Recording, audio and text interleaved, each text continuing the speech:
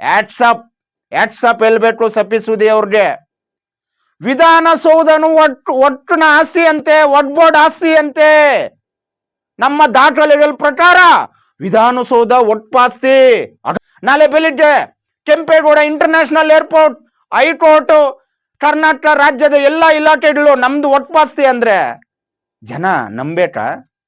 ಹದ್ವಾ TV ಆತ್ಮೀಯ ವೀಕ್ಷಕರಿಗೆ ನಮಸ್ಕಾರ. ಭಾರತ ದೇಶ ಸರ್ವ ಜನಾಂಗದ ಶಾಂತಿಯ ತೋಟ. ಹಿಂದೂ, ಕ್ರೈಸ್ತ, ಮುಸಲ್ಮಾನ, ಪಾರ್ಸಿಕ, ಜೈನರ ಉದ್ಯಾನ. ನಮ್ಮ ಭಾರತ ದೇಶದಲ್ಲಿ ಎಲ್ಲ ಜಾತಿ ಜನಾಂಗ ಎಲ್ಲ ಧರ್ಮದವ್ರಿಗೂ ಇಲ್ಲಿ ಬದುಕಲಿಕ್ಕೆ ಅವಕಾಶ ಇದೆ.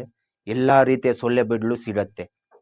ಆದರೆ ಸರ್ಕಾರಗಳು, ಆಡಳಿತ ನಡೆಸಿದ್ದಂಥ ಸರ್ಕಾರಗಳು, ಹಿಂದಿನ ಸರ್ಕಾರಗಳಾಗಿರ್ಬೋದು ಹಾಗೂ ಈಗಿನ ಸರ್ಕಾರಗಳಾಗಿರ್ಬೋದು, ಈ ಕಾನೂನುಗಳು, ಈ ಸವಲತ್ತುಗಳು, ಈ ತಿದ್ದುಪಡಿಗಳು ಎಲ್ಲ ಧರ್ಮದವ್ರಿಗೂ ಅನ್ವಯ ಆಗಿದೆಯಾ? ಎಲ್ಲ ಧರ್ಮದ ಎಲ್ಲ ಜಾತಿ ಜನಾಂಗದ ಅವ್ರಿಗೆ ಈ ಸೌಲಭ್ಯಗಳು ಸಿಕ್ಕಿದೆಯಾ ಅನ್ನೋದು ಇಡೀ ಭಾರತ ದೇಶದ ಪ್ರತಿಯೊಬ್ಬ ಪ್ರಜೆಯು ಯೋಚನೆ ಮಾಡಬೇಕಂತ ಸಮಯ ಬಂದಿದೆ. ಯೋಚನೆ ಮಾಡಿ. ಯಾಕೆ ನಾವು ಇವತ್ತು ಈ ಮಾತು ಹೇಳ್ತಾ ಇದೀವಿ ಅಂದ್ರೆ, 2 ದಿನಗಳ ಹಿಂದೆ ಈಗಿನ ಕೇಂದ್ರ ಸರ್ಕಾರ ಹಾಗೂ ಕ್ಯಾಬಿನೆಟ್ ಒಂದು ಬಿಲ್ ಮಂಡನೆ ಮಾಡತ್ತೆ. ಆ ಬಿಲ್ಲೇ ಒಟ್ ತಿದ್ದುಪಡಿ ಮಸೂದೆ 2024. ಆದ್ರೆ ಈ ಒಟ್ ತಿದ್ದುಪಡಿಗೆ ಇಂಡಿಯಾ ಒಕ್ಕೂಟದ ಪ್ರತಿಪಕ್ಷಗಳು ಆಪೋಸಿಟ್ ಮಾಡ್ತವೆ. ಇದು ಮುಸ್ಲಿಂ ವಿರೋಧಿ, ಇದು ಸಂವಿಧಾನ ವಿರೋಧಿ, ಇದು ಜಾತ್ಯತೀತ ವಿರೋಧಿ ಅಂತ. ಆದ್ರೆ ಒಟ್ ತಿದ್ದುಪಡಿಯ ನಿಜವಾದ ವಾಸ್ತವಾಂಶ ಪ್ರತಿಯೊಬ್ಬ ಭಾರತೀಯ ಪ್ರಜೆ ತಿಳ್ಕೊಳ್ಳೇಬೇಕು. ಏನಿದು ಈ ಒಟ್ ಬೋರ್ಡ್ನ ಆಸ್ತಿ ಎಷ್ಟು? ನಿಜಕ್ಕೂ ನೀವು ಆಶ್ಚರ್ಯ ಪಡಬೇಕು. ಇಡೀ ನಮ್ಮ ಭಾರತ ದೇಶದಲ್ಲಿ ರೈಲ್ವೆ ಇಲಾಖೆ, ಇಂಡಿಯನ್ ಆರ್ಮ್ ಫೋರ್ಸಸ್ ಆದ್ಮೇಲೆ 3ನೇ ಅತಿ ಹೆಚ್ಚು ಆಸ್ತಿ ಇರ್ತಕ್ಕಂಥದ್ದು ಈ ಒಟ್ ಬೋರ್ಡ್ಗೆ. ಹಾಗಾದ್ರೆ ಬೇರೆ ಧರ್ಮದವರ ಅವರ ಒಂದು ಧರ್ಮಕ್ಕೆ ಮೀಸಲಿಟ್ಟ ಇಷ್ಟೊಂದು ಆಸ್ತಿ ಇದೆಯಾ?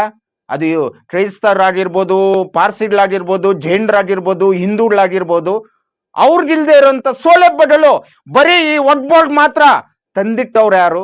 ತಿದ್ದುಪಡಿ ಮಾಡಿದವ್ರು ಯಾರು? ಈ ಹಕ್ಕನ್ನು ಕೊಟ್ಟವ್ರು ಯಾರು ಅನ್ನೋದು ಯೋಚನೆ ಮಾಡಬೇಕು. 1 ಎಕರೆ ಅಲ್ಲ, 100 ಎಕರೆ ಅಲ್ಲ, 1000 ಎಕರೆ ಅಲ್ಲ, 10,000 ಎಕರೆ ಅಲ್ಲ, 9,40,000 ಎಕರೆ ಇವತ್ತು ಭಾರತ ದೇಶದಲ್ಲಿ ಒಟ್ಬಿಗಿದೆ. ನೋಡಿ, ಇನ್ನೆಲ್ಲಿ ಸಮಾನತೆ, ಇನ್ನೆಲ್ಲಿ ಜಾತ್ಯತೀತತೆ, ಇನ್ನೆಲ್ಲಿ ಸರ್ವ ಜನಾಂಗದವ್ರಿಗೂ ಒಂದೇ ಅನ್ನೋದು ಎಲ್ಲಿ? ಆದ್ರೆ ಅವ್ರು ನಮ್ಗೆ ದಾನ ಕೊಟ್ಟಿರ್ಬೋದು, ಅದು ಇದು ಅಂತ ಹೇಳ್ತಾರೆ ಕೆಲವರು. ಅದಕ್ಕೂ ಮಿತಿ ಮೀರಿ ನಮ್ಮ ಕರ್ನಾಟಕ ರಾಜ್ಯದ ಒಟ್ ಬೋರ್ಡ್ನ ಅಧ್ಯಕ್ಷ ಸಪ್ಪಿಸುದಿ ಹೇಳ್ತಾರೆ. ಆಟ್ಸಪ್ ಹೇಳ್ಬೇಕು ಸಪ್ಪಿಸುದಿ ಅವ್ರಿಗೆ.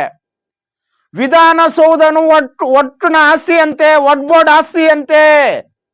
ನಮ್ಮ ದಾಖಲೆಗಳ ಪ್ರಕಾರ ವಿಧಾನಸೌಧ ಒಟ್ಪಾಸ್ತಿ. ಹಾಗಾದ್ರೆ ನಾವ್ ಯಾವತ್ತಾದ್ರೂ ಕೇಳಿದೀವ ನಮ್ಗೆ ಬಿಟ್ಕೊಡಿ? ನೋಡಿ ಎಂತ ಒಂದು ಮಟ್ಟಕ್ಕಿಳ್ದಿದ್ದಾರೆ ಅಂದ್ರೆ, ಕೆಂಗಲ್ ಹನುಮಂತ ಇವರು ಕಟ್ಟಿರೋ ವಿಧಾನಸೌಧನು ಒಟ್ಪಾಸ್ತಿಗೆ ಬರತ್ತಂತೆ. ಆದ್ರೆ ಅವ್ರು ಕೇಸ್ ಹಾಕಿಲ್ಲ ಅಂತೆ, ದಾವೆ ಹೂಡಿಲ್ಲ ಅಂತೆ.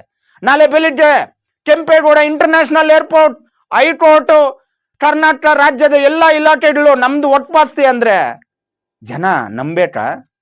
ಇಲ್ಲ ಸುಪ್ರೀಂ ಕೋರ್ಟು, ಮತ್ತೊಂದು ಪಾರ್ಲಿಮೆಂಟು ನಮ್ಮ ಆಸ್ತಿ ಅಂದ್ರೆ ಜನ ಒಪ್ಕೋಬೇಕಾ? ಕಾನೂನುಗಳು ಒಪ್ಕೋಬೇಕಾ? ಇದಕ್ಕಾಗಿಯೇ ಈಗಿನ ಕೇಂದ್ರ ಸರ್ಕಾರ ಈ ಒಟ್ಪಾಟ್ನಲ್ಲಿ 1995ರ ಒಟ್ಪಾಟನ್ನು ಅದರಲ್ಲಿ 44 ತಿದ್ದುಪಡಿ ತರಕ್ ಬಂದಿದೆ. ಎಲ್ಲ ವಿರೋಧ ಪಕ್ಷದವರು ಬೆಂಬಲಿಸಬೇಕು.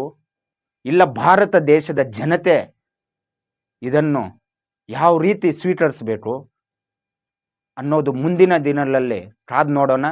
ಏನು ಯಾವ್ಯಾವ ರೀತಿ ಪಾರ್ಲಿಮೆಂಟಲ್ಲಿ ಇದ್ರ ಬಗ್ಗೆ ಮಂಡನೆ ಆಗಿ ಅದು ಬಿಲ್ ಪಾಸ್ ಆಗಿ ಯಾವ್ಯಾವ ರೀತಿ ಆಗ್ಬೋದು ಅಂತ. ಆದರೆ ನಿಜಕ್ಕೂ ನಮಗೆ ಶಾಕ್ ಆಗತ್ತೆ. ಒಂದು ಒಟ್ ಬೋರ್ಡ್ಗೆ 9,40,000 ಎಕರೆ ಇದೆ ಅಂದರೆ ಇದು ಈ ರೀತಿ ಒಂದು ಕಾನೂನು ಅವಕಾಶ ಕೊಟ್ಟಿದ್ದು ಯಾರು? ಇದನ್ನೆಲ್ಲ ಸಾರ್ವಜನಿಕರು, ದೇಶದ